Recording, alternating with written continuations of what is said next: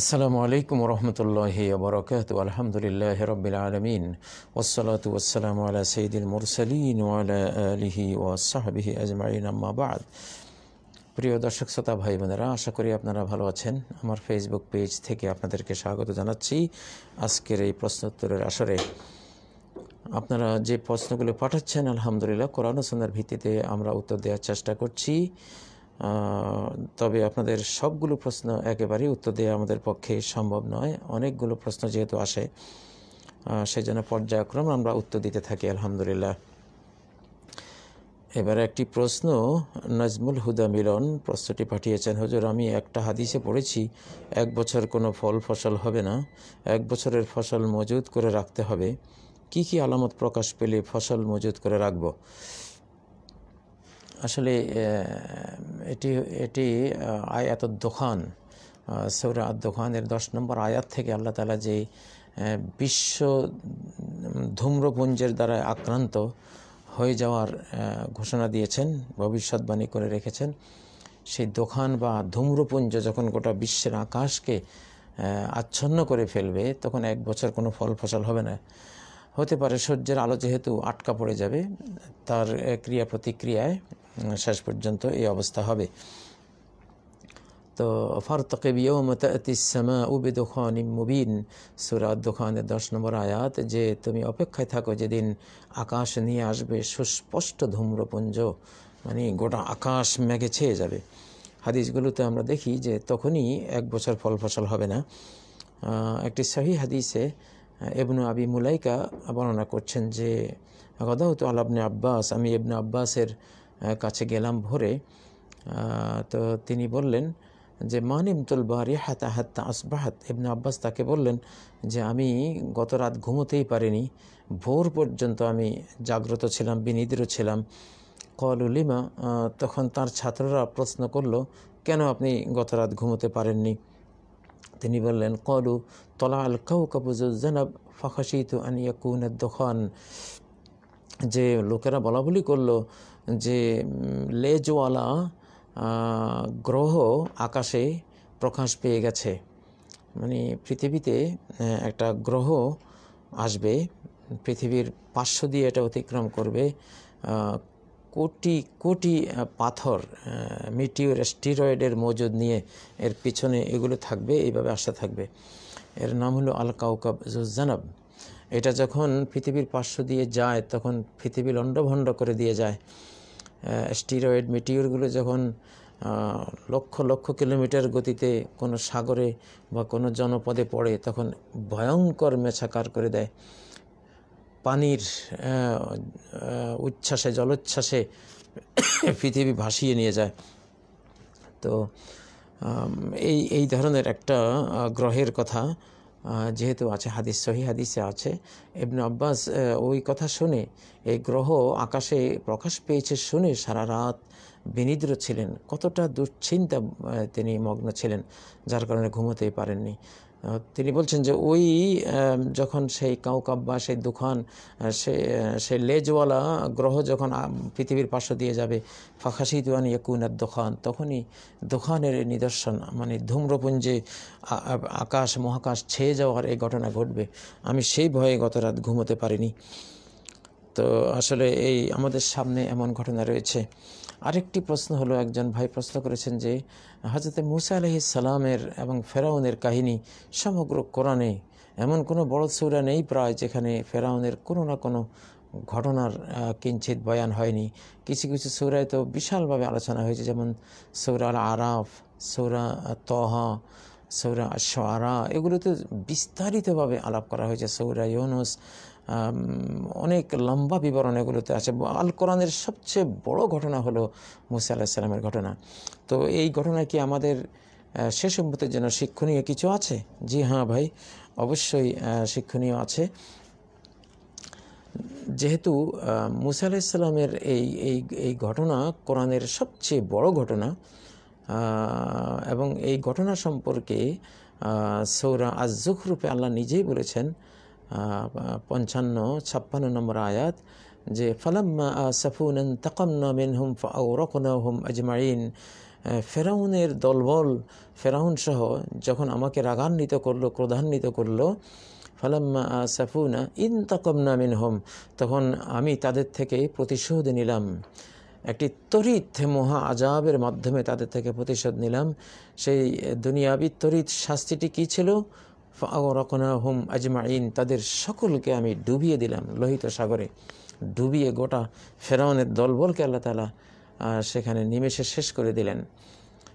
তো ফাজআলনাহুম সালাফান ওয়া মাসালাল লিল আখিরিন, এই আয়াতটি আমাদের জন্য, অর্থাৎ 56 নম্বর আয়াত সূরা যুখরুফের, এটি অনেক অনুধাবনযোগ্য আমাদের জন্য। ফাজআলনাহুম সালাফান, ফেরাউনের জাতিকে, সেই ডুবে যাওয়া জাতিকে আমি সালাফ করেছি, অগ্রবর্তী দল হিসেবে আমি উপমা হিসেবে স্থাপন করে দিয়েছি মানব জাতির, তাদের জন্য যারা সর্বশেষ জামানায় আসবে, আখেরি জামানায় আসবে।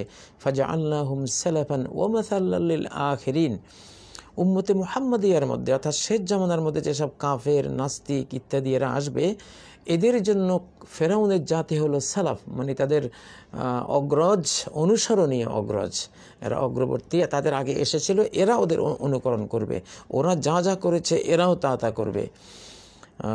ও মাসালাল লিল আখিরিন, এবং পরবর্তীদের জন্য একটা উদাহরণ আমি করে দিয়েছি। অর্থাৎ পরবর্তী কারা, আখেরিন আর আখারিনের মধ্যে বেশ কম হলো। আখারিন মানে বাকিয়াতুন নাস, অন্য সব মানুষ। আল্লাহ যদি বলতেন যে ওমাসালাল লিল সালাফা ওয়ামাসালাল লিল আখারিন, যে আমি কওমে ফেরাউনকে ডুবিয়ে দিয়েছি এবং অবশিষ্ট যারা রয়ে গেছে তৎকালে, ফেরাউনের কালে পৃথিবীর অন্য মানুষেরা যারা নাজাত পেয়েছে, তাদের জন্য ফেরাউনকে আমি করেছি একটা দৃষ্টান্ত এবং একটা উপমা, তখন এই অর্থ হতো যে ওই যুগের যারা অবশিষ্ট আছে। কিন্তু আল্লাহ আখারিন না বলে বলেছেন ওমাসালাল লিল আখিরিন। আখিরিন, আখিরিন কারা? এটা নবী সাল্লাল্লাহু আলাইহি ওয়াসাল্লাম থেকে অনেকগুলো হাদিস রয়েছে, যেমন সহিহ বুখারীর জুমা অধ্যায় হাদিস, নাহনুল আখিরুন, আমরাই আখিরুন। আখিরিন আখিরুন একই অর্থ, মানে আমরা সর্বশেষ জাতি। তো উম্মতে মুহাম্মাদিয়ার জন্য কওমে ফেরাউন হলো একটা উপমা, উদাহরণ, যে ওরা যেসব অপরাধ করেছে সেই সব অপরাধ শেষ জামানায় হবে। এই জামানার ফেরাউনরা, এখন ফেরাউন বলতে একক কেউ না, ওই সব সংস্থা যারা চায় না পৃথিবীতে আল্লাহর কোনো নিয়ম কানুন, তার হুকুম হাকাম চলুক, তার কোরআনের ছাঁচে বিশ্ব চলুক, যারা চায় না, তারা এই যুগের ফেরাউন। তো ওরা যা করেছে এরাও তা করবে। ওই সময়ের ফেরাউনের যে পরিণতি হয়েছে, এ সময়ের ফেরাউনেরও একই পরিণতি হবে। মাসালাল লিল আখিরিন, তাহলে এই আখিরিন কথার দ্বারা বোঝা গেল, সূরা যুখরুফের 56 নম্বর আয়াতের আখিরিন শব্দ থেকে বোঝা গেল যে আমরা আখিরি জামানার আখিরিন, আখিরি জামানার আমরা যারা আছি, আমাদের জন্য মূসা আলাইহিস সালাম আর ফেরাউনের ঘটনা বিশাল দৃষ্টান্ত। ওখানে যা যা হয়েছে এখানেও তা তা হবে। তো বিশাল ঘটনা সেখানে। তো সেখানে কি হয়েছে, যেমন 133 নম্বর আয়াত সূরা আরাফের, যেখানে আল্লাহ বলেছেন ফাআরসালনা আলাইহিমুত তুফানা ওয়াল জারাদা ওয়াল কুম্মালা ওয়াদ দাফাদিআ ওয়াদ দামা আয়াতিম মুফাসসালাত ফাস্তাকবারু ওয়া কানু কওমান মুজরিমিন। কওমে ফেরাউনের উপর আমি প্রেরণ করলাম আর তুফান। তুফান মানে জলোচ্ছ্বাস, মহামারী সহ, কারণ জলোচ্ছ্বাস হলেই, বন্যা আক্রান্ত হলে সে এলাকায় পরবর্তীতে মহামারী ছড়িয়ে পড়ে। তো তুফানের শব্দ দুইটা, একটা হলো জলোচ্ছ্বাস বন্যা, আর একটা হলো জলোচ্ছ্বাস এবং বন্যাজনিত বন্যা পরবর্তী যে মহামারী। আমি প্রথমে তাদেরকে জলোচ্ছ্বাস এবং মহামারী দিয়ে আমি তাদেরকে শাস্তি দিয়েছি। তারপর হয়েছে আর তুফান আওয়াল জারাদ, যখন এতে তারা ফিরে আসেনি পুরোপুরি, তখন পঙ্গপাল দিয়ে তাদের সমস্ত খাবার, খাদ্য, ঘর দুয়ার সব খাইয়ে দিয়েছে আল জারাদ। তৃতীয়ত তাতেও সেটা যখন তাদের আকুতি মিনতির কারণে তুলে নেওয়া হলো, কিন্তু পরে আবার তারা কুফরি শুরু করলো, তখন ওয়াল কুম্মালা, 4 পোকা, উকুন দিয়ে, সারা শরীরই উকুন, 4 পোকা দিয়ে এমন শাস্তি দিয়েছি, তারা বাধ্য হলো, হে মূসা তুমি দোয়া করো আমাদের জন্য, এবার আমরা খাঁটি ঈমান আনবো। মূসা আলাইহিস সালাম দোয়া করেন, আল্লাহ উকুন তুলে নিলেন, কিন্তু আবার তারা কুফরিতে ফিরে গেল। ওয়াল কুম্মালা ওয়াদ দাফাদিআ, পরে ব্যাঙ দিয়ে শাস্তি দিলেন, তাদের সমস্ত খাবার এই ব্যাঙ খেয়ে ফেললো। যেখানে যায় সেখানে ব্যাঙ, শুলে শরীর উপরে টাল পড়ে যায়, স্তূপ হয়ে যায় এই ব্যাঙ। তো এইভাবেই যেখানে যা খাদ্য রান্না করে আসলে পাতিল ঢাকনা সরালে দেখা যায় সবগুলো ব্যাঙ, খাবার বলতে কিছুই নেই, ব্যাঙ দিয়ে আমি শাস্তি দিলাম। সেখানে তারা মাপ চাইলেও মাফ করা হলো, আবার কুফরিতে ফিরে গেল, ওয়াদ্দামা, এবার রক্ত দিলেন, যেখানে যায় সেখানে রক্ত, গোসল করতে যায় রক্ত, পানিতে রক্ত, গ্লাসে পানি নিয়ে খাবারের জন্য সেটা রক্ত, শুধু রক্ত আর রক্ত। তো দেখুন এখানে আজকে যে করোনা মহামারী পৃথিবীতে এসছে, এখানে কিন্তু শেষ না। ওখানে যেমন প্রথমে জলোচ্ছ্বাস, বন্যা এবং মহামারীতে তারা ক্ষান্ত হয়নি, পরে পঙ্গপালে তারা ক্ষান্ত হয়নি, উকুন, উকুনে 4 পোকায় ক্ষান্ত হয়নি, পরে হাজার লক্ষ কোটি ব্যাঙ দিয়ে তাদেরকে শাস্তি, সেটাতেও সারেনি, পরে আবার রক্ত, একটার পর একটা। ঠিক ও ফেরাউন আর মূসা আলাইহিস সালামের কাহিনীটা পড়লে আজকের পৃথিবীতে কি হতে যাচ্ছে আমরা পুরোপুরি বুঝব। সূরা আয-যুখরুফের 48 নম্বর আয়াতে আরো বিস্ময়কর একটি তথ্য আল্লাহ দিয়েছেন, ওমা নুরিহিম মিন আয়াতিন ইল্লা হিয়া আকবারু মিন উখতিহা ওয়া আখাযনাহুম বিল আযাবি লাআল্লাহুম ইয়ারজিউন। যে কওমে ফেরাউনকে আমি এমন কোনো শাস্তি দেয়নি যেটা আগেরটার চেয়ে বড় হয়নি, অর্থাৎ প্রত্যেক পরবর্তী শাস্তি বা নিদর্শন এটা আগেরটার চেয়ে বড় হয়েছে।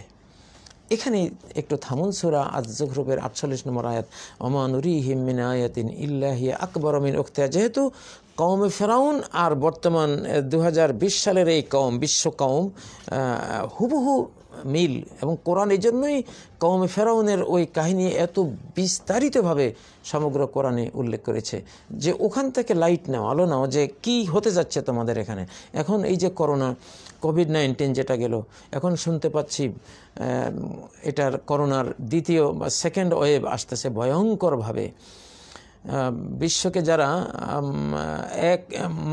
মাত্র 500 বিলিয়ন অর্থাৎ 50 কোটি জনসংখ্যা রাখতে চায়, বাকি সমস্ত মানুষকে যারা জেনোসাইডের মাধ্যমে, অর্থাৎ একটা মানব হত্যা, এটাকে গণহত্যা বললে হবে না, এটা মানব হত্যা, মানব জাতিকে হত্যা করার মিশন নিয়ে যারা কাজ করে, কতগুলো সংস্থা যেমন রকেফেলার, যারা জন্ম নিয়ন্ত্রণের মাধ্যমে কোটি কোটি মানুষকে পৃথিবী থেকে সরিয়ে দিয়েছে। দেখুন, আমি আমার পিতার 8 নম্বর সন্তান, আমার পিতা যদি 2টো সন্তান নিয়ে ক্ষান্ত থাকতেন তাহলে আমার পৃথিবীতে আসার কোনো সুযোগ থাকতো না।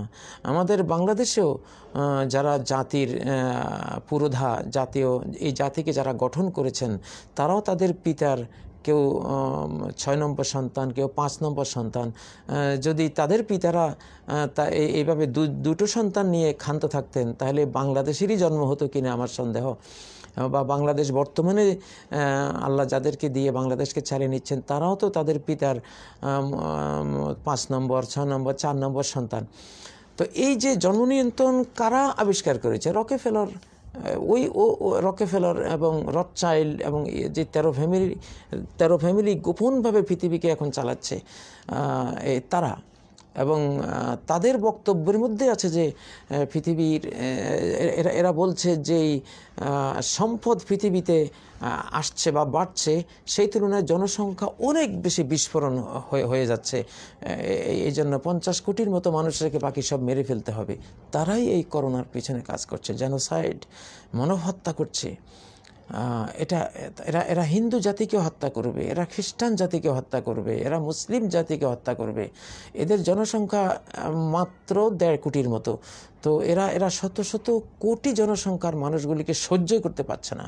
এখন এই যে করোনার দ্বিতীয় ওয়েভটা আসতেছে, এখানে এমন কেমিক্যালস ছাড়া ওই করোনার ওই ভাইরাসের মধ্যে দিয়ে দেবে যে একবার যে আক্রান্ত হবে, যদি পুরুষ আক্রান্ত হয় সে আর পিতা হতে পারবে না, কোনো নারী আক্রান্ত হয় সে যাতে আর কোনো মা হতে না পারে, সেই আয়োজন করে রাখা হয়েছে। করোনার প্রথম সংস্করণ এটাও তাদের পক্ষ থেকেই তারা করেছে, কিন্তু এটা আল্লাহর আযাব, মানুষের হাত দিয়ে আল্লাহর আযাবটা আসছে আমাদের পাপের কারণে। সেখানে তারা টার্গেট করেছিল সাদা চামড়া, কালো চামড়া, শ্যামলা চামড়ার মানুষরা তাতে ব্যাপক হারে মৃত্যুবরণ করে, কিন্তু আসলে এটা বুমেরাং করে দিয়েছেন আল্লাহ তাআলা, উল্টো তাদেরকে বেশি আক্রান্ত করেছে। এখন এবার দ্বিতীয়টা আবার শুরু করেছে ভয়াবহভাবে। এই শীতকাল, শীত যখন নামতে শুরু করেছে, তখন সেই থাবা আসতেছে বলে আমরা জানছি। তো এখানে কোরআনের সূরা যুখরুফের 48 নম্বর আয়াত কি বিস্ময়কর আয়াত, যে ওমা নুরিহিম মিন আয়াতিন ইল্লা হিয়া আকবারু মিন উখতিহা, পরবর্তী যে শাস্তি, যে নিদর্শন আমি ফেরাউনের জাতির উপরে নাজিল করেছি, এটা আগেরটার চেয়ে আরও ভয়াবহ, আরও বড়, আরও মারাত্মক, একটার থেকে একটা আরও মারাত্মক হয়ে আসছে। তাহলে ওখানে যে 6-7 ধাপে, প্রথমটার চেয়ে দ্বিতীয়টা আরও ভয়ঙ্কর, দ্বিতীয় চেয়ে তৃতীয় আরও ভয়ঙ্কর, তৃতীয় চেয়ে চতুর্থ আরও ভয়ঙ্কর। কোরআন বলছে হি আকবারু মিন উখতিহা, তার সমশ্রেণী যে শাস্তি পরবর্তীতে তার চেয়ে বড়। তাহলে এখন আমাদের সাথে এই যুগের ফেরাউনদের সাথে যেহেতু ওই ফেরাউনের মিল, অতএব এই যুগেও সেটাই ঘটবে যেটা ওই যুগে ঘটেছিল। এই জন্যই কোরআন এতবার কওমে ফেরাউন আর কওমে মুসার কাহিনী আমাদেরকে শুনিয়েছেন। তো সেই জন্য এটা আমরা এই কোরআন থেকে বুঝতে পারতেছি যে করোনার দ্বিতীয় ওয়েভ প্রথম ওয়েভের চেয়ে ভয়ঙ্কর হবে, দ্বিতীয়টার চেয়ে আরও ভয়ঙ্কর হবে, চতুর্থটা তৃতীয়টার চেয়ে আরও ভয়ঙ্কর হবে। এইভাবে একটার পর একটা সিলসিলা কিন্তু আসতেছে। আমাদেরকে সতর্ক হতে হবে, পুরোপুরি আল্লাহর আশ্রয়ে চলে যেতে হবে। আমার জাতি, আমার বাংলাদেশি মুসলিম অমুসলিম ভাই বোনেরা যারাই আছেন, আপনারা সতর্ক হন। সারা বিশ্বের মুসলিম অমুসলিম ভাই বোনেরা আপনারা সবাই সতর্ক হন। আমাদের সবাইকে মারার জন্য গোপনভাবে এসব করা হচ্ছে।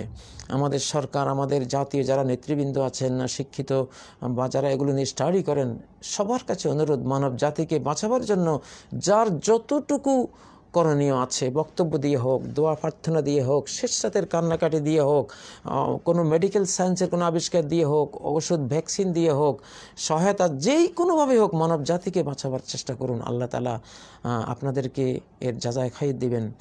ওমান আহিয়াহা ফাকান্নামা আহিয়ান নাস জামিয়া, একজন মানুষকে যে বাঁচাবার চেষ্টা নিল, উদ্যোগ নিল, সেজন্য গোটা মানব জাতিকে বাঁচালো। কত বড় নেক আমল, কত বড় পুণ্য আমল এটি। যাই হোক, আজকের প্রথম দুটি প্রশ্ন অনেক বড় বড় প্রশ্ন ছিল, সেজন্য একটু বিস্তারিত বললাম, যেহেতু আমরা আক্রান্ত হয়ে যাচ্ছি। এবারে যে দ্বিতীয় ওয়েভ, তাদের টার্গেট যেটা ডক্টর জগলুল নাজ্জার এবং এই জাতীয় মুসলিম বড় বড় স্কলার সারা ওয়ার্ল্ডের যারা এই বিষয়ে বক্তব্য রাখেন, তাদের বক্তব্য থেকে আমি যেটা কালেক্ট করেছি, যারা চায় যে 60% থেকে 80 জন যাতে আক্রান্ত হয় করোনার দ্বিতীয় এই ওয়েভের মধ্যে, এবং প্রতি 100 জন আক্রান্তের মধ্যে কমপক্ষে 20 জন যাতে দুনিয়া থেকে বিদায় হয়ে যায়। এতে করে তারা অন্তত 100-125 কোটি মানুষ থেকে, ওদের ভাষায়, যে পৃথিবীটা বাঁচলো। আস্তাগফিরুল্লাহ। পৃথিবীর স্রষ্টা আল্লাহ, রাজ্জাক আল্লাহ, রিজিকদাতা আল্লাহ। এই পৃথিবীর জনসংখ্যা যদি আরও 50 বিলিয়নও হয়, আল্লাহ রিজিকের ভাণ্ডারে কোনো কমতি আসবে না।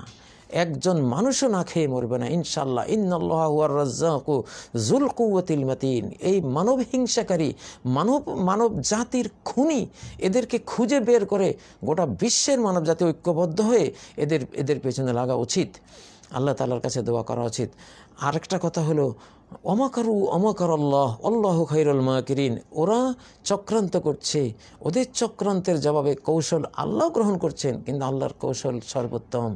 তো ইনশাআল্লাহ প্রথম ওয়েভে যেমন বুমেরাং হয়ে তারাই বেশি আক্রান্ত হয়েছে, দ্বিতীয় ওয়েভে আমরা আশা করি তারা বেশি আক্রান্ত হবে ইনশাআল্লাহ। তবে শর্ত হলো আমরা যাতে ঈমানের দুর্গে, সৃষ্টিকর্তার প্রতি আমাদের অগাধ ভক্তি বিশ্বাস এবং পুণ্যকর্ম, সচ্চরিত্রতা, বিশেষ করে জিনা ব্যভিচার ইত্যাদি, এবং মদখোর, নেশা, সন্ত্রাস, তারপর হারামখুরি, এইসব পাপাচার থেকে যাতে আমরা হেফাজতে থাকি, নিজেদেরকে প্রত্যাহার করে। আল্লাহ আমাদের তৌফিক দান করুন। এবারে প্রশ্নটি পাঠিয়েছেন মুনতাহা তাসনিম। যদি কেউ কোনো কিছু পছন্দ করে কিন্তু সেটা যদি ইসলামে নিষিদ্ধ হয়, তখন যদি সে মনে করে যে আমি পছন্দ করি এটা, কিন্তু এটা ইসলামে নিষিদ্ধ বা হারাম, ইসলামে হারাম এটাতে বিশ্বাস করে, কিন্তু সেই জিনিসটা পছন্দ করে, এমন হলে কি ঈমান থাকবে? ঈমান থাকবে না। কারণ অবশ্যই আদনা শিরকের সর্বনিম্ন যে পর্যায়টা, শিরকের সর্বনিম্নটাও মহাপাপ, বড় ধরনের মহাপাপ। তো সেটা কি? আন তুহিব্বা আলা জাওরিন ওয়া আন তুবগিদা আলা আদলিন। একটা পাপ করা সত্ত্বেও, অন্যায় করা সত্ত্বেও, অপরাধ করা সত্ত্বেও সে অপরাধ আর অপরাধীকে ভালোবাসা, এটা কিন্তু শিরকি গুনাহ। অথবা একজন পুণ্য করছে, সে পুণ্যকর্ম আর পুণ্যকর্মীকে ঘৃণা করা, এটাও শিরকের সর্বনিম্ন। অতএব কোনো জিনিসকে, হারাম জিনিসকে পছন্দ করা, এটা কত বড় মহাপাপ দেখুন। সূরা মুহাম্মদের 9 নম্বর আয়াতে ক্লিয়ার আল্লাহ বলেছেন, যালিকা বিআন্নাহুম কারিহু মা আনজালাল্লাহ ফাআহবাতা আমালাহুম। আল্লাহ নাজিলকৃত একটা হুকুমকে তারা অবজ্ঞা করেছে, ঘৃণা করেছে, অপছন্দ করেছে, এই জন্য তাদের সমস্ত আমল আল্লাহ বাতিল করে দিয়েছেন। এখন ইসলামে একটা জিনিস হারাম, এখন কেউ যদি এই হারামটাকে পছন্দ করে, তার মানে সে আল্লাহর হারামকৃত এই আয়াতকে বা এই হাদিসকে সে অবজ্ঞা করলো, ঘৃণা করলো, এটাকে মানলো না। উল্টো আয়াত যেটাকে ঘৃণা করতে বলেছে, যেটাকে এড়িয়ে চলতে বলেছে, যেটাকে বর্জন করতে বলেছে, সে সেটাকে উল্টো অপছন্দ না করে পছন্দ করলো। যেটাকে ঘৃণা করতে বলা হলো সে সেটাকে পছন্দ করলো। তাহলে সূরা মুহাম্মদের 9 নম্বর আয়াত অনুসারে তার সমস্ত জীবন কর্ম, আমল, নেক আমল সব বরবাদ হয়ে গেল। অতএব এটা করা যাবে না। আমাদের পছন্দ সেটাই যেটা আল্লাহ পছন্দ করেন। রদিতু বিল্লাহি রব্বান ওয়া বিল ইসলামি দীনান ওয়া মুহাম্মাদিন রাসূলা। আল্লাহর উপরে রাজি হয়েছি রব হিসেবে, ইসলামের উপর রাজি হয়েছি একটি জীবন কর্ম দিন হিসেবে, এবং মুহাম্মদ সাল্লাল্লাহু আলাইহি সাল্লামের উপর রাজি হয়েছি আমরা রাসূল হিসেবে। দেখুন, তাহলে ইসলামের উপর রাজি হয়েছি মানে কি? ইসলামে যা হারাম আমি সেটা হারাম মানতে রাজি খুশি, আমি এটাকে হারাম বলতেই সন্তুষ্ট, এটাকে হারাম হিসাবে গ্রহণ করতেই আমার ভালো লাগবে। আমি তো সেই বিশ্বাস নিয়েই তো আমি ইসলামে প্রবেশ করেছি। ইসলামের কোনো হারামকে, বিশেষ করে এই জমানায় যদি কেউ কোনো হারামকে পছন্দ করে, তার মানে সে হারামটাকে হালাল মেনে নিল। আর ইস্তেহলাল আল হারামের দ্বারা কুফর হয়ে যায়, ঈমান থাকে না। যে জন্য বারবার হাদিসগুলিতে এসছে, ইউসবিহুর রাজুলু ফিহা মুমিনান ওয়া ইয়ামসি কাফিরা। শেষ জামানায় মানুষ ভোরে ইমানদার থাকবে, বিকাল আসতে আসতে কাফের হয়ে যাবে। কিভাবে? যে সকালে সে একটা পাপকে ঘৃণা করত, বিকালে কোনো মিডিয়ার বা কোনো কিছুর প্রপাগান্ডায় পড়ে সে ওটাকে পছন্দ করতে শুরু করলো। আল্লাহর দ্বীনের হারামকৃত কোনো হারামকে যদি সে পছন্দ করতে শুরু করে, তাহলে ইস্তেহলাল হয়ে গেল, আর ইস্তেহলাল হলে কুফরি হয়ে গেল। তো এই জন্যই এই প্রস্তাবনা যেটা এখানে করা হলো, যে হারাম জেনেও হারামকে পছন্দ করা, এটা কোনো সুযোগ নেই, ইসলামে কোনো সুযোগ নেই। ফালা ওয়ারাব্বিকা লা ইউমিনুনা হাত্তা ইউহাক্কিমুকা ফীমা শাজারা বাইনাহুম সুম্মা লা ইয়াজিদু ফি আনফুসিহিম হারাজাম মিম্মা কাদাইতা ওয়া ইউসাল্লিমু তাসলিমা। সূরা আন-নিসার 65 নম্বর আয়াত, যেখানে আল্লাহ বলেছেন যে তোমার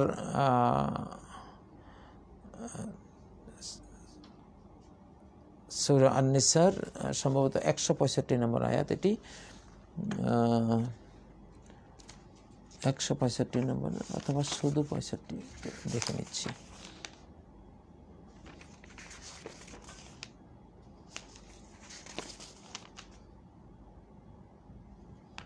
ফালা ওয়ারাব্বিকা লা ইউমিনুনা হাত্তা ইউহাক্কিমুনা, এটা শুধু 65 নম্বর আয়াত হবে। তো সেখানে আল্লাহ বলেছেন, তোমার রবের কসম যে তারা ইমানদার হতে পারবে না যাবৎ তুমি যা ফয়সালা করেছ, যেই বিষয়ে তুমি হালাল বলেছ, যে বিষয়টাকে হারাম বলেছ, যেই বিষয়ে যেই মন্তব্য বা যে ফয়সালা তুমি দিয়েছ, এটা যতক্ষণ মেনে না নেয়, তোমার রবের কসম তারা মুমিন হবে না। শুধু এটা মেনে নিলেই হবে না, আরও কিছু আছে। হাত্তা ইউহাক্কিমুকা ফীমা শাজারা বাইনাহুম সুম্মা লা ইয়াজিদু ফি আনফুসিহিম হারাজাম মিম্মা কাদাইতা। কোনো বিতর্কিত বিষয়ে যেখানে বিভিন্ন মন্তব্য আসতেছে, বিভিন্ন ফয়সালা আসতেছে, সেখানে তোমার ফয়সালা মেনে তো নিতেই হবে। তারপর তোমার ফয়সালা মেনে নেওয়ার পরে কোনো সংকোচ অন্তরে তারা অনুভব করতে পারবে না। একটু সংকোচও যদি করে তোমার কোনো ফয়সালা মেনে নিতে, তাহলে ইমানদার থেকে খারিজ।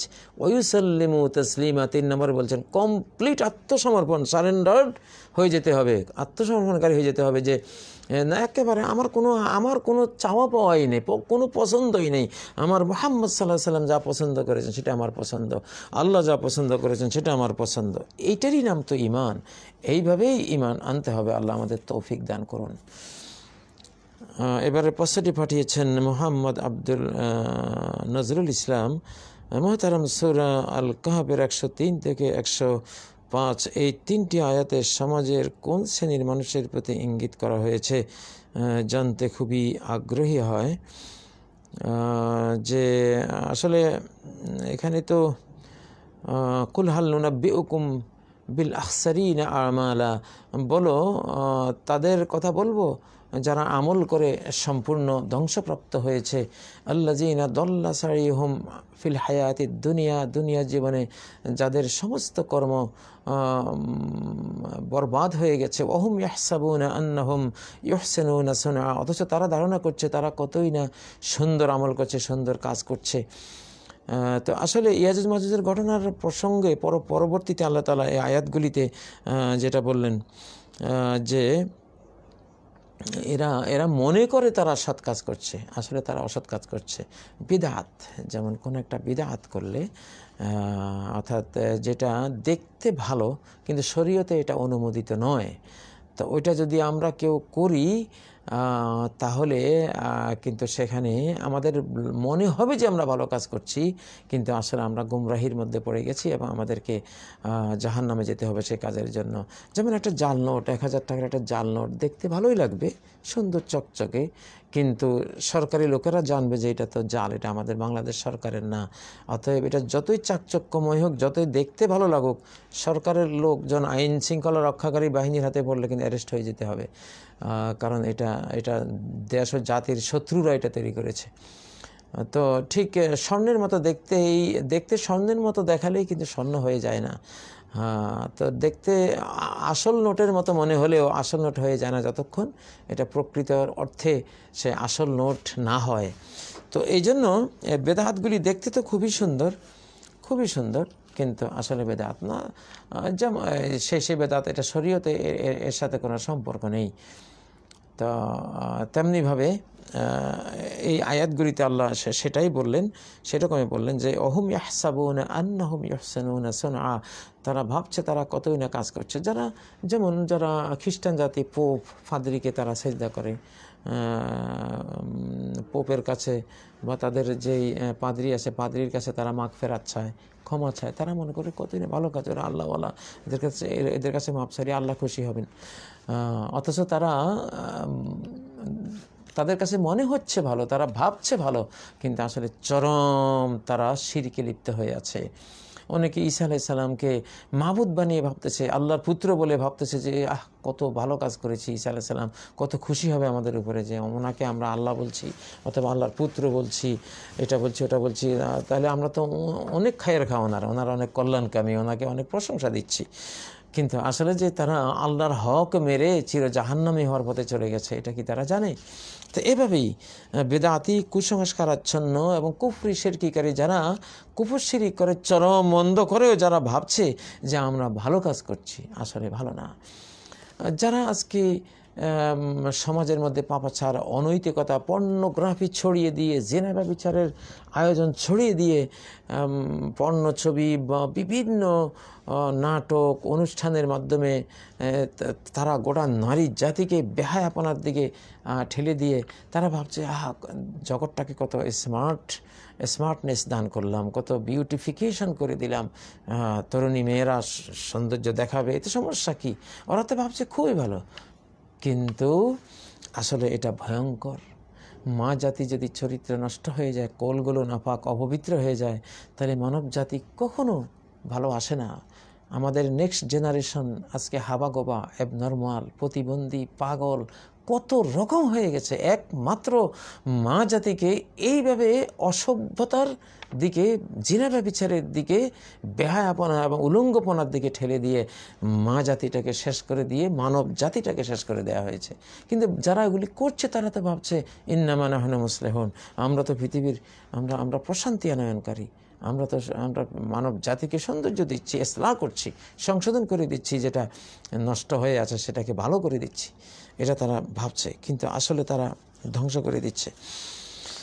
তো মোটামুটি এই সব বিষয়ে ওই আয়াতগুলোতে কথা বলা হয়েছে। আদনান হোসাইন প্রশ্ন করেছেন, মনের মধ্যে শয়তান বিভিন্ন ধরনের খারাপ চিন্তা প্রবেশ করিয়ে দেয়, এখন এই শয়তান বা নফসের খারাপ চিন্তা আসলে গুনাহ হবে? এ থেকে মুক্তির উপায় কি? জি ভাই আদনান হোসাইন, মানুষের মনটা একটা মহাসাগরের মতো। এখানে সাগরে যেমন কোটি কোটি বুদবুদ প্রতি সেকেন্ডে জন্ম হতে থাকে, আবার মিশে যেতে থাকে, মানব হৃদয়েও কত কল্পনার জল্পনার বুদবুদ উঠে আবার চলে যায়। এগুলোর উপরে কোনো গুনাহ নাই।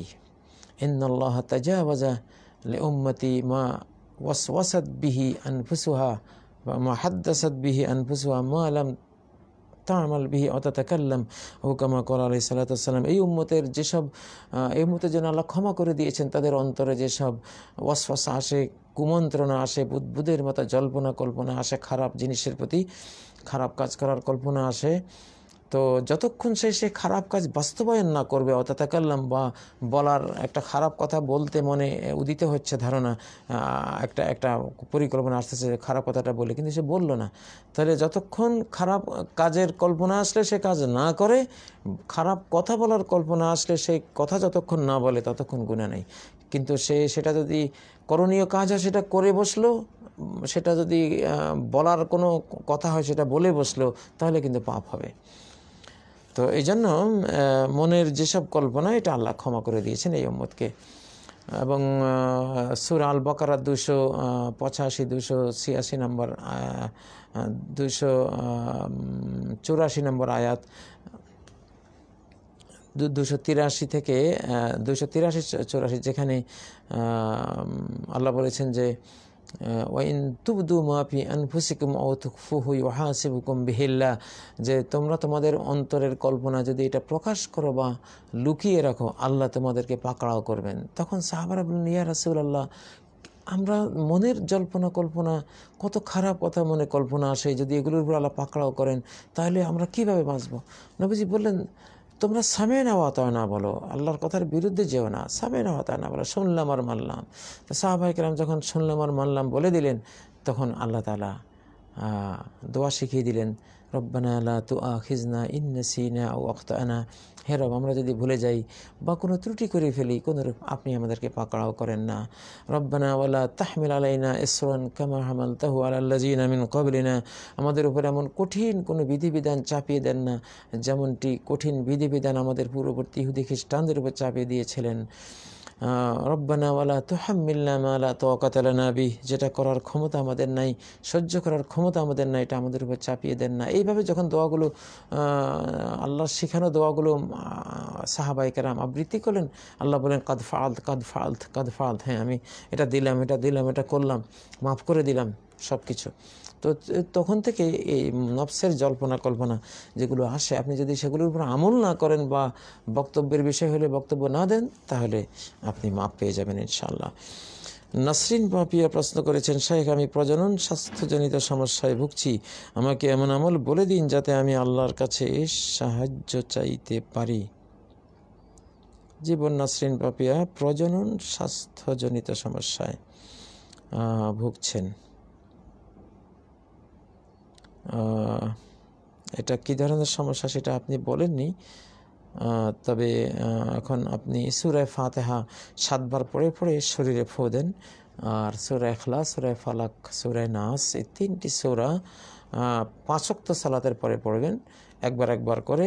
মাগরিব আর ফজরের পরে পড়বেন 3 বার করে, এবং ঘুমাবার সময় হাতের মধ্যে এইভাবে পড়ে কুল হুয়াল্লাহু আহাদ আল্লাহুস সামাদ লাম ইয়ালিদ ওয়া লাম ইউলাদ, এইভাবে 3টা সূরায় পড়ে গা মুছে নেবেন। গা মুছে নিলে আপনার এই জাতীয় সমস্যাগুলি ইনশাআল্লাহ আশা করি দূর হয়ে যাবে। আর হলো সূরা ওয়াত-তিন ওয়াজ-জাইতুন, এই সূরাটিও পড়ে আপনি শরীরে দম করতে পারেন, ঝাড়ফুঁক করতে পারেন। সেখানেও অ্যাবনর্মালিটির শিক্ষা আছে, সে চিকিৎসা আছে, এবং তার পাশাপাশি কোরআনের যে আয়াতে শেফাগুলি আছে, ওয়াইজা মারিদতু ফাহুয়া ইয়াশফিন, ফিহি শিফাউল লিন-নাস ওয়া নুনাজ্জিলু মিনাল কুরআনি মা হুয়া শিফাউন ওয়া রাহমাতুল লিল মুমিনিন, তারপর ওয়া শিফাউল লিমা ফিস সুদূর। তো এই যে শেফার আয়াতগুলি আছে, এগুলো পড়ে পড়ে আপনি ঝাড়ফুঁক করতে পারেন ইনশাআল্লাহ। তো এই আমলগুলো করতে থাকুন। তার পাশাপাশি যেহেতু কালো জিরা আল হাব্বাতুস সাউদা শিফাউন মিন কুল্লি দাইন ইল্লা সাম, যে মৃত্যু ছাড়া সর্বরোগের চিকিৎসা হলো কালো জিরা, আপনি কালো জিরা খেতে পারেন, কালো জিরা ব্যবহার করতে পারেন। যেহেতু এটা বলা হচ্ছে সহিহ হাদিসে যে সর্বরোগের চিকিৎসা, তাহলে অবশ্যই আপনার প্রজনন যে স্বাস্থ্য নষ্ট হয়ে আছে সেটারও চিকিৎসা হবে, নাহলে সর্বরোগের চিকিৎসা হলো কি করে? তো কালো জিরা খেতেও পারেন। আবার 21টা দানা কালো জিরার সন্ধ্যায় ভিজিয়ে রাখবেন অল্প একটু পানিতে, আর সকালে নাকে ড্রপ দিবেন, ডানে 2 বামে 1, তারপর বামে 2, ডানে 1, তারপর ডানে 2, বামে 1, 9 ফোঁটা। এই ড্রপ দিলে তিরমিজির হাদিসে রয়েছে যে এইটা সর্বরোগের চিকিৎসার কাজ করে। এটা একটা সেন্ট্রাল এরিয়াতে গিয়ে কাজ করে, ইমিউন সিস্টেমকে এত মজবুত করে দেয় যে যেটার কারণে সর্বরোগ শরীর থেকে দূর হতে বাধ্য। আবার বলছি, ডানে 2, অর্থাৎ ডান ছিদ্রে 2 ফোঁটা, নাকের বাম ছিদ্রে 1 ফোঁটা, ডানে 2, বামে 1, তারপর ডানে 2, বামে 1, আবার ডানে 2, বামে 1, এই 9 ফোঁটা। এই প্রক্রিয়ায় আপনি দেখতে পারেন। এটা সর্বরোগের যেহেতু চিকিৎসা, তবে প্রজনন যে স্বাস্থ্যজনিত সমস্যা সেটারও এটা চিকিৎসা হবে ইনশাআল্লাহ। এছাড়াও আপনি আধুনিক যারা ডক্টর রয়েছেন, মেডিকেল সায়েন্সের আলোকে যারা চিকিৎসা দিয়ে থাকেন, তাদের আপনি শরণাপন্ন হতে পারেন। এলোপ্যাথি আছে, হোমিওপ্যাথি আছে, তারপর হেকিমি আছে, আয়ুর্বেদী আছে, আপনি সব দিকে যেতে পারেন ইনশাআল্লাহ। আল্লাহ তৌফিক দান করুন। মোহাম্মদ শাহজাহান সাজু প্রশ্ন করেছেন, ডিপিএসে টাকা রাখা যাবে কি? আচ্ছা, তারপর আমার একটা ডিপিএস, আচ্ছা আমি এখন এটা বন্ধ রাখছি, কারণ তারা মেয়াদ শেষে যেটা জমবে তার ডবল দিবে, এটা সুদ হবে কি? হ্যাঁ, এটা ডবল দিবে, এটা তো সুদের পর্যায়ে চলে যাবে, এটা তো সুদের পর্যায়ে চলে যাবে। ডিপিএস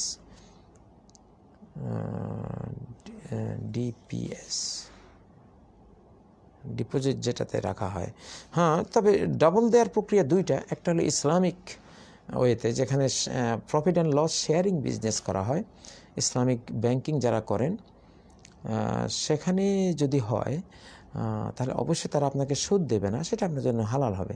তারা যদি কোনো ভুল করে থাকে সেটা তারা আখেরাতে সেটা দায়ভার নেবে, আপনাকে নিতে হবে না, যেহেতু তারা ইসলামিক ব্যাংকিংয়ের ব্যবসা বাণিজ্যের মাধ্যমে আপনাকে প্রফিট অ্যান্ড লস শেয়ারিং বিজনেসের মাধ্যমে সেটা প্রফিট দেবে অঙ্গীকার করেছে, অতএব সেখানে আপনি দিতে পারেন। আর যেটা কনভেনশনাল ব্যাংকে ডিপিএসগুলো আছে সেখানে তো তারা প্রফিট অ্যান্ড লস শেয়ারিংয়ের ওই শর্তটা তারা রাখে না, শুধু বলে যায় যে ডাবল করে দেব।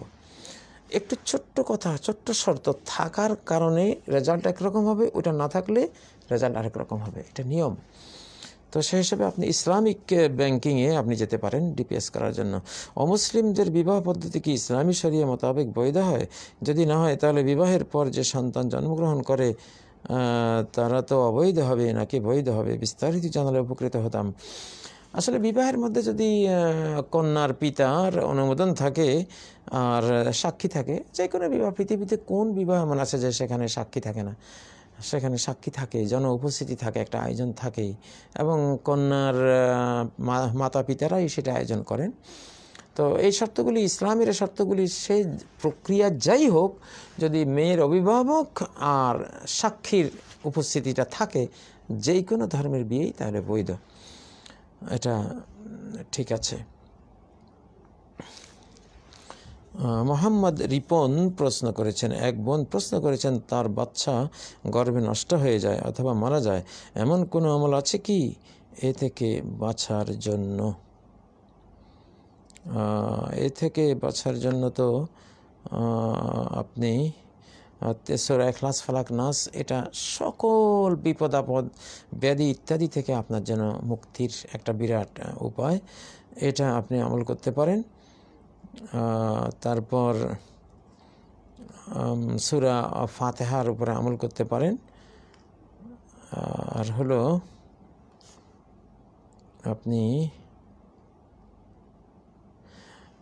সূরা আয-যারিয়াতের 47-48 নম্বর আয়াত, ওয়াস-সামাআ বানাইনাহা বিআইদিন ওয়া ইন্না লামুসিউন ওয়াল আরদা ফারাশনাহা ফানিমাল মাহিদুন, এই দুটি আয়াত পড়ে পড়ে আপনি পানি দম করে পান করতে পারেন, বা এই দুটি আয়াত পড়ে আপনি আপনার পেটে ফুঁ দিতে পারেন।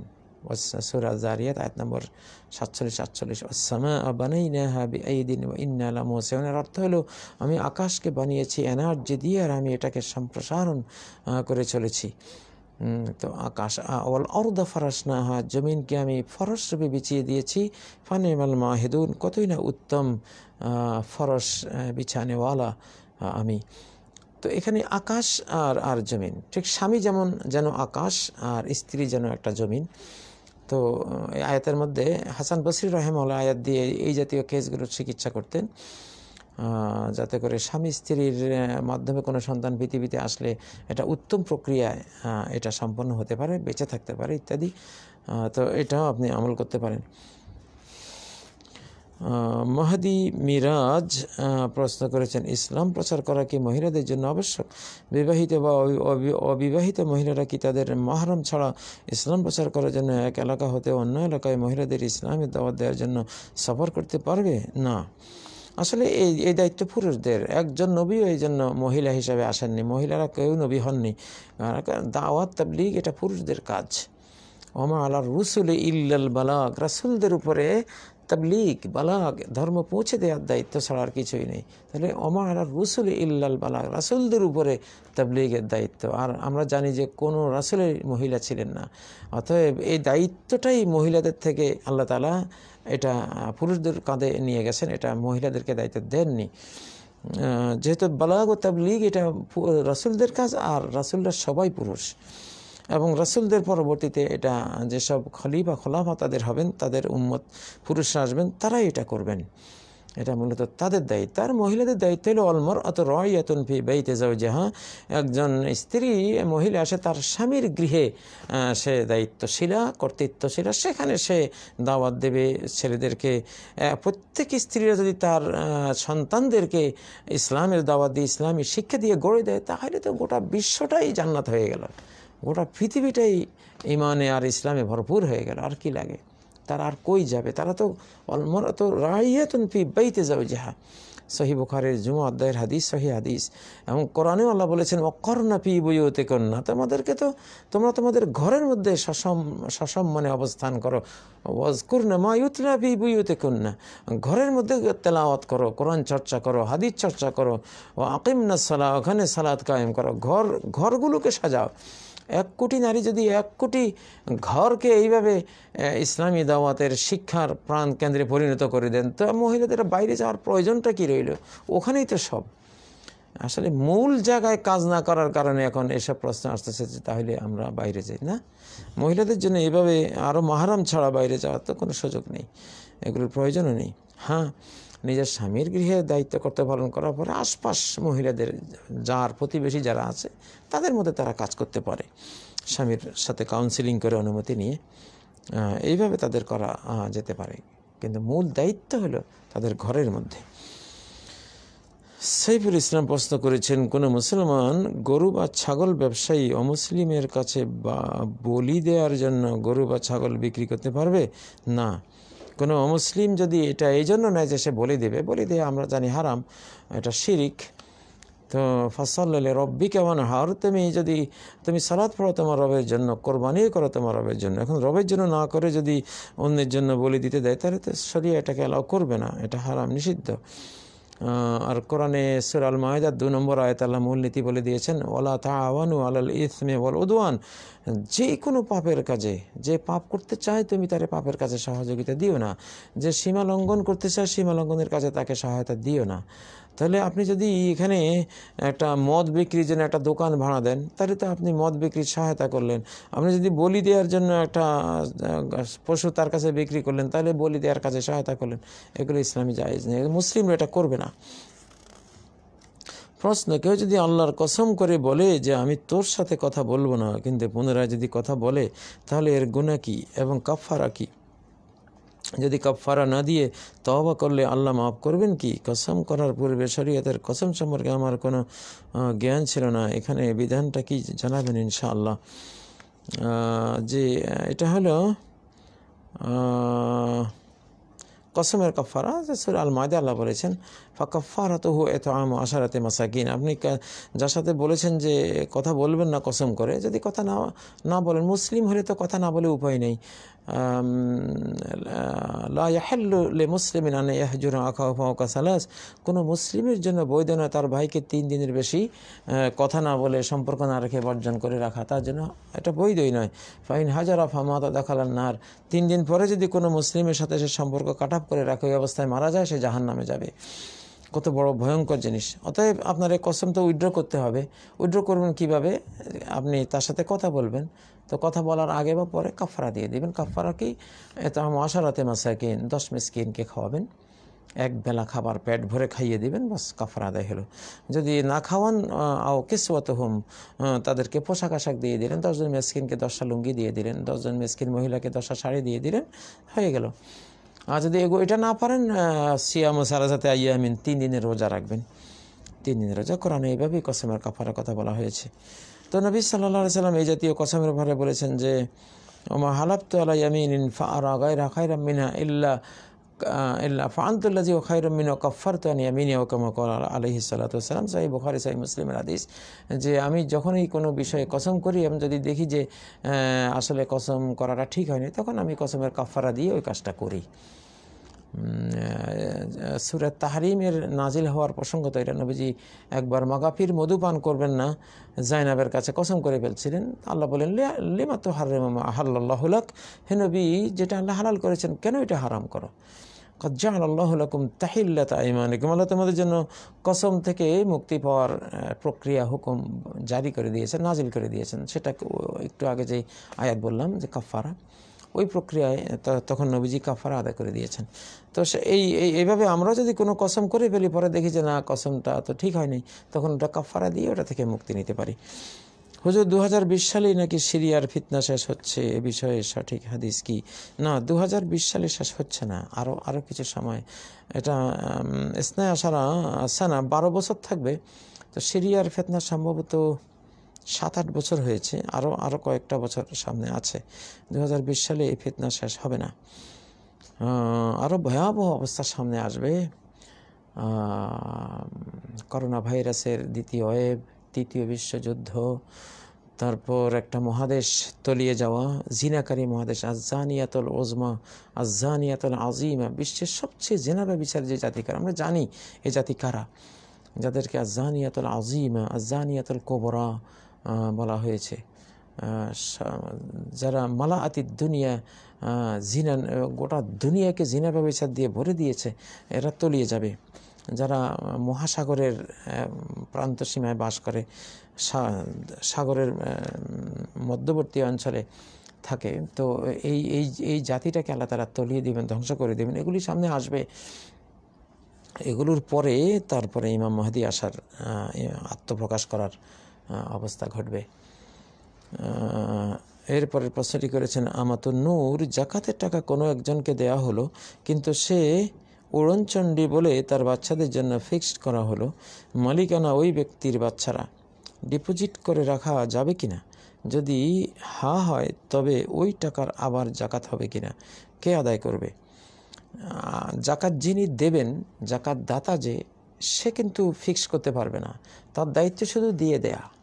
একজনকে যদি সে শিল্পকর্ম করে খাওয়ার মতো লোক হয়, একটা পাওয়ার টিলার কিনে দিলে সেটা করে খেতে পারবে, একটা পাওয়ার লোম, একটা তাঁত কিনে দিলে সেটা করে খেতে পারবে, একটা অটো গাড়ি কিনে দিলে সেটা চালিয়ে জীবিকা নির্বাহ করতে পারবে। এই জাতীয় মিসকিনদেরকে জাকাত দিতে হয় কেফায়াতুল ওমর, গোটা জীবনে যাতে আর তার জাকাত খেতে না হয়, গোটা জীবনের জন্য যাতে তার জাকাত থেকে দূরে থাকতে পারে, এমন কিছু করে দেয়া।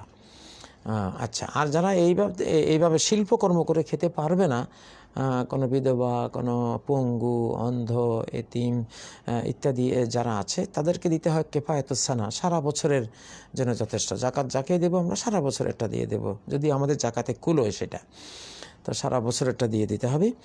তো আমার দায়িত্ব শুধু এইটুকুই, তার সারা জীবনের জন্য যথেষ্ট অথবা সারা বছরের জন্য যথেষ্ট, এটা আমি জাকাত দাতা হিসেবে দিয়ে দেব, আমার আর কোনো দায়িত্ব নেই।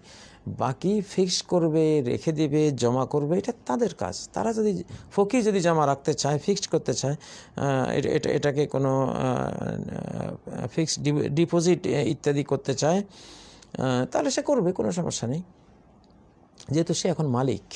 কিন্তু আপনি করতে গেলে আপনার জাকাত আদায় হবে না, আপনি করবেন না, জাকাত দাতা এটা করবে না।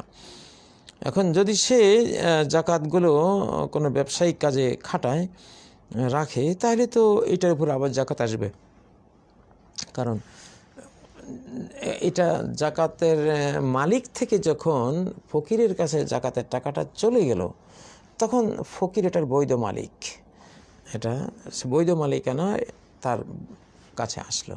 এখন এইটা যদি তার ব্যয় না হয়, সে কোথাও রেখে দেয়, তাহলে অন্যান্য মালিকদের উপরে যেমন জাকাত ফরজ হয়, সেও এই মালিক হিসেবে এটা যদি নেশাবের পরিমাণ হয়ে যায় তাকে জাকাত দিতে হবে। আর যদি সে ব্যয় করে ফেলে তাহলে তো কোনো জাকাতের প্রয়োজন হবে না। আমরা দেখতে পাচ্ছি আরেকটি প্রশ্ন। শেখ, সম্প্রতি সম্পূর্ণ হিজাব সম্পন্ন একজন মা ও তার 7-8 বছরের ছেলের ক্রিকেট খেলার ছবি ভিডিও সামাজিক যোগাযোগ মাধ্যমে ভাইরাল হয়েছে, যেখানে দেখা গেছে পর্দানসীন একজন মা তার সন্তানকে করোনাকালীন এই দুঃসময়ে ক্রিকেট খেলার সময় দিয়েছেন। এই কারণে তাকে কিছু সময় ব্যাট হাতে ও বল হাতে দেখা গেছে ছেলের সাথে। পর্দানসীন এ মায়ের তার সন্তানের সাথে ক্রিকেট খেলার বা সময় দেওয়ার বিষয়ে ইসলাম কি বলে, আপনার মতামত জানতে চাই।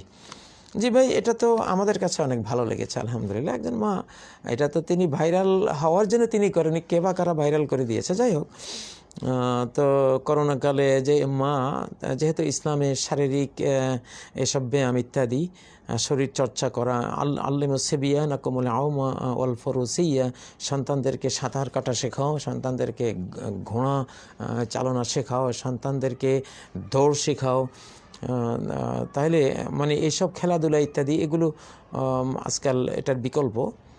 তো সন্তানের জন্য আর শিশু, যেহেতু সন্তানের একটা নাবালিক শিশু, আমি দেখেছি ওই ভিডিওটা। তো আর সিলহু মা'না গাদান ইয়ারতা ওয়া ইয়ালআব ওয়া ইন্না লাহু লাহাফিজুন।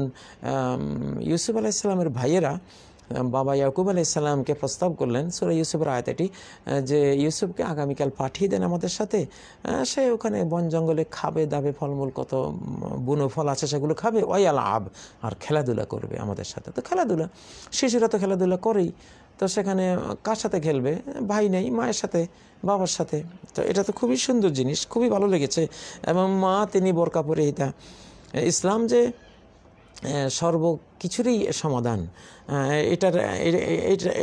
তার এই ভাইরাল ভিডিওর দ্বারা এটাও আরেকবার প্রমাণিত হলো যে নবী সাল্লাল্লাহু আলাইহি সাল্লাম তো আয়েশাকে নিয়ে দৌড় প্রতিযোগিতা করেছিলেন যুদ্ধে যাওয়ার সময়।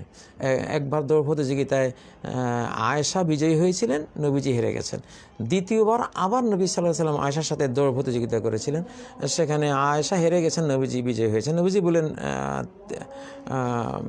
হাজিহি বেতিলকে, আমার এই বিজয় ওই পরাজয়ের প্রতিশোধ। সুবহানাল্লাহ।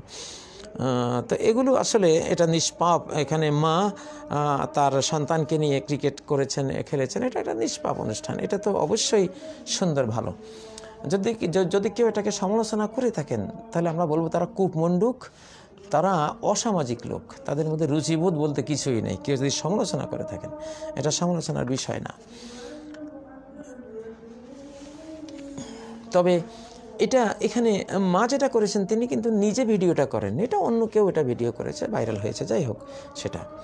তো কিন্তু মায়েরা ঘরোয়া জীবনে সব মায়েরাই শিশুদের সাথে তারা তো এমন কিছু করেন যাতে শিশুর ব্যায়াম হয়, সেটা সেই ব্যায়ামের ধারাবাহিকতায় এটাও একটা মা করেছেন। আমরা সেই মাকে ধন্যবাদ দিই, তার জন্য দোয়া করি।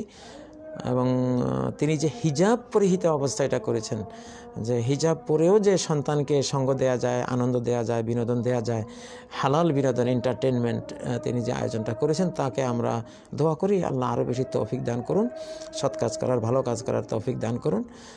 এইভাবেই মায়েরা যাই করবেন হিজাব রক্ষা করে আল্লাহর দ্বীনের সীমানার ভিতরে থেকে তারা করবেন।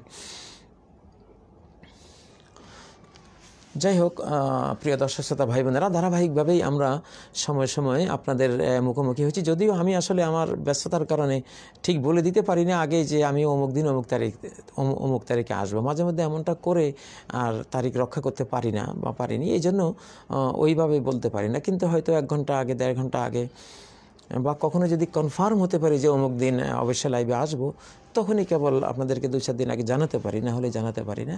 যাই হোক, যেহেতু এগুলো এমন মিডিয়ায় যাচ্ছে যেটা যুগের পর যুগ থেকে যাবে ইনশাআল্লাহ, ঘোষণা না হলেও লস নেই।